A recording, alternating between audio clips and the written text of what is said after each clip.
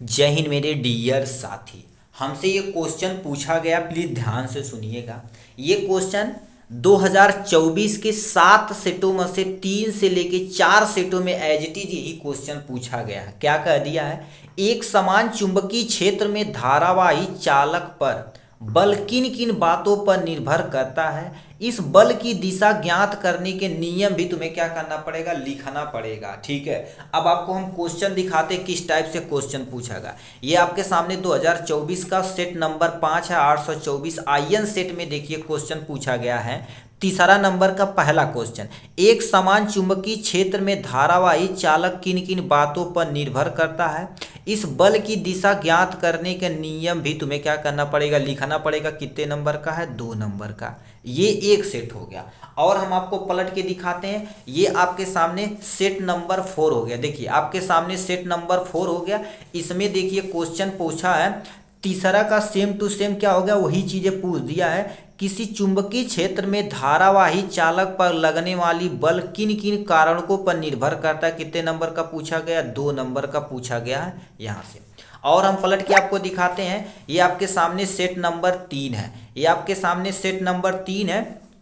यहाँ से आप क्या करेंगे, 23 नंबर क्वेश्चन देखेंगे। फ्लेमिंग के बाएं हाथ का नियम क्या है? चुंबकीय क्षेत्र में रखे विद्युत धारावाही चालक पर लगने वाला बल किन किन कारकों पर निर्भर करता है। यहाँ पर देखिए 2 2 + 2 4 नंबर का यहाँ से पूछा गया। और आपको हम दिखा देते हैं, ठीक है, और आपको दिखाते चलते हैं। देखिए यहाँ पर क्या कर देते, अथवा करके क्वेश्चन पूछा गया। ये सेट नंबर फर्स्ट है। ये देखिए सेट नंबर फर्स्ट है आपके सामने। इसमें भी वही क्वेश्चन पूछा है। धारावाही चालक के कारण उत्पन्न चुंबकीय क्षेत्र किन किन कारकों पर निर्भर करता है। चुंबकीय क्षेत्र दिशा ज्ञात करने के लिए प्रयुक्त नियमों को लिखना पड़ेगा, स्पष्ट करना पड़ेगा। उसे कितने नंबर का? 6 नंबर का। अब देख सकते हैं 5 सेटों में से 4 सेट ऐसे ही सेम टू सेम क्या कर दिया, आपसे क्वेश्चन पूछ दिया है। ठीक है, तो ये देखा जाए तो एग्जाम के पॉइंट ऑफ व्यू से देखा जाए तो बहुत ही इंपॉर्टेंट है। अब ये तो सेट नंबर 5वें में देखें, चौथे में देखें, तीसरे में देखें। अब सेट नंबर दूसरे में भी हम आपको दिखा देते हैं। देखिए सेट नंबर दूसरे में भी आपको क्या करेंगे, यहाँ से ऊपर देखिए, यहाँ पर जाएंगे। देखिए ये 24 नंबर का छठा क्वेश्चन क्या पूछ दिया, फ्लेमिंग के बाएं हाथ का नियम लिखिए, दाहिने हाथ के अंगुष्ठ का नियम लिखिए। यह किन किन भौतिक राशियों की दिशा ज्ञात करने के लिए प्रयुक्त की जाती है। ये भी क्वेश्चन आपसे एज इट इज वहां से क्वेश्चन पूछा गया। तो ये एग्जाम के पॉइंट ऑफ व्यू से देखा जाए तो बहुत ही नहीं, बहुत ही महत्वपूर्ण होने वाला है ये टॉपिक। ठीक है, तो प्लीज आप ध्यान से कॉन्सेंट्रेट होके सुनिएगा।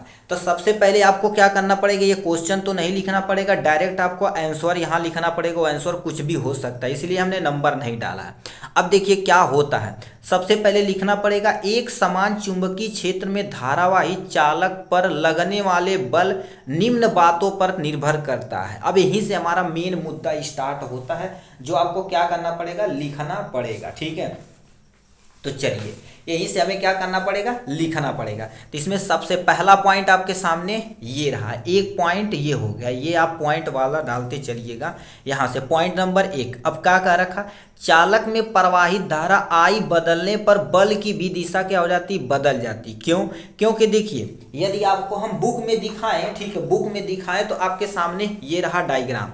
ये डायग्राम यदि मान लेते हैं समझ नहीं आता तो हम इसी का जस्ट बनाते हैं। कि देखिए ये मान लेते हैं आपको क्या होगा, ये चुंबकीय क्षेत्र हो गया। ये मान लेते हैं चुंबकीय क्षेत्र की दिशा हो गई। अभी नियम बताएंगे तो आपका सारा क्रिस्टल क्लियर हो जाएगा। ये चुंबकीय क्षेत्र की दिशा हो गई।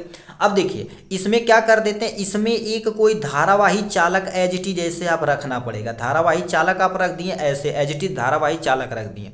देखिए ये चुंबकीय क्षेत्र की दिशा मतलब बी की दिशा है तुम्हारे पास, ठीक। और ये इसमें जो ये चुंबकीय क्षेत्र में एक चालक धारावाही चालक रखा गया, ये क्या बताता, करंट आई की दिशा को बताया। इधर करंट बहेगा तो इसके जस्ट लंबवत 90 डिग्री पर ही क्या बनता है तुम्हारे पास, यहाँ पर बनाइए चाहे आप यहाँ पर बनाइए, कहीं भी बना सकते हैं।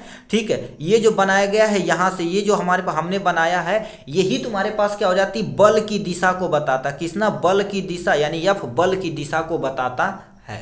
अब कैसे, आपको हम थोड़ा सा इसे हम ऐसे कर देते हैं। देखिए आपके सामने फ्लेमिंग के बाएं हाथ का नियमानुसार ऐसे देखेंगे, ये अंगूठा क्या हो जाता है, हम आपको लिख के दिखाते हैं।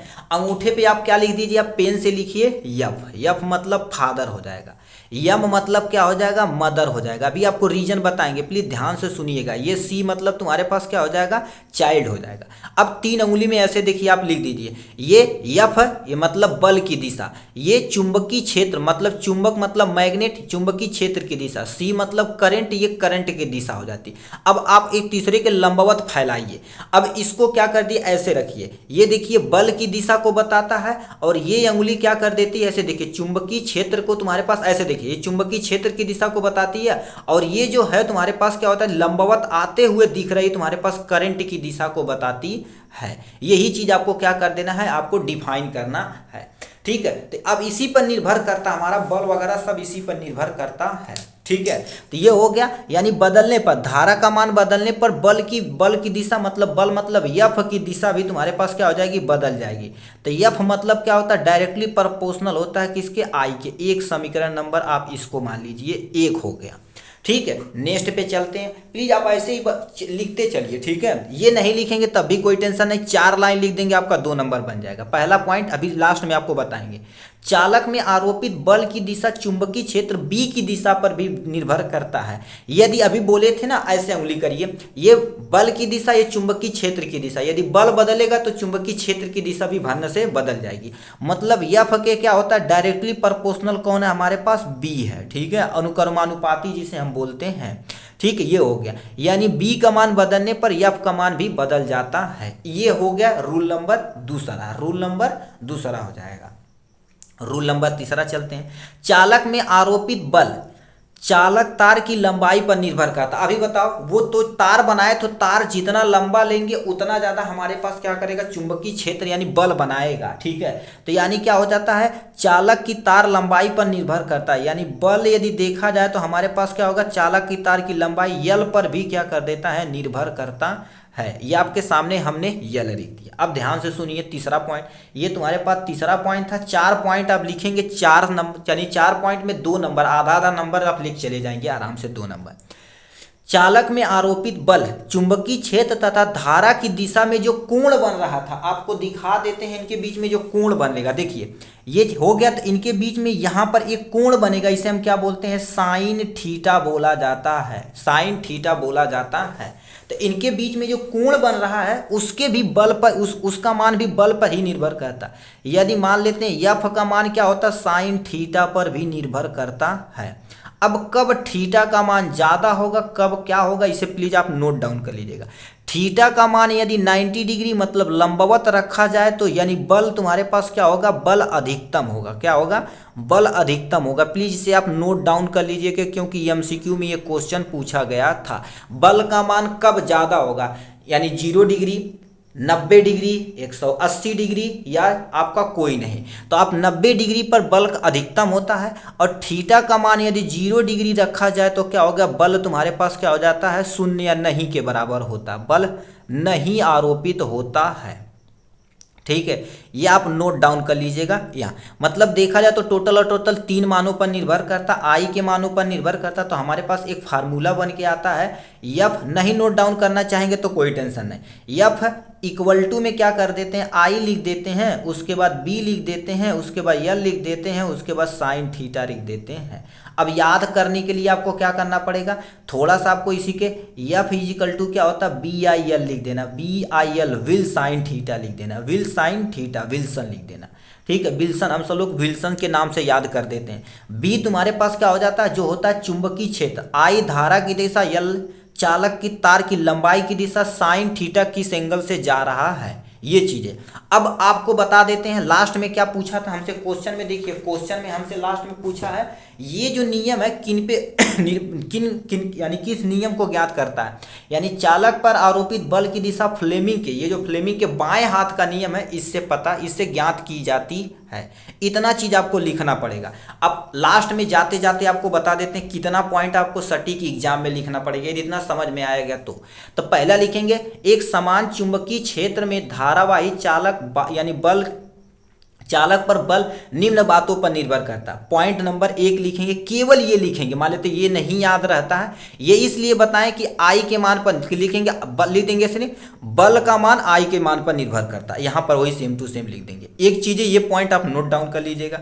दूसरा क्या होगा, चालक में आरोपित बल की दिशा पर निर्भर करता है, दूसरा पॉइंट। तीसरा पॉइंट क्या लिखना पड़ेगा आपको, ये लिखना पड़ेगा चालक तार की लंबाई पर, और क्या हो जाएगा चुंबकीय क्षेत्र दिशा के जो कोण बन रहा है उसके मान पर, और लास्ट में आपको ये लिखना पड़ेगा 2 नंबर आपका सन्न से बन जाएगा। 4 पॉइंट मतलब 4 लाइन लिखना पड़ेगा आपका, 2 नंबर बन जाएगा। ठीक है, तो प्लीज इसे आप नोट डाउन कर लीजिएगा अच्छे तरीके से। ठीक है, चलिए आज के लिए बस इतना ही।